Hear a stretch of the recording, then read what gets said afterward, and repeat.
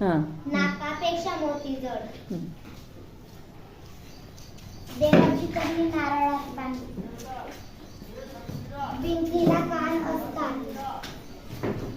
कळसाला पाने तीन. पालथ्या गडावर पाणी. गोगलगाय पोटात पाय.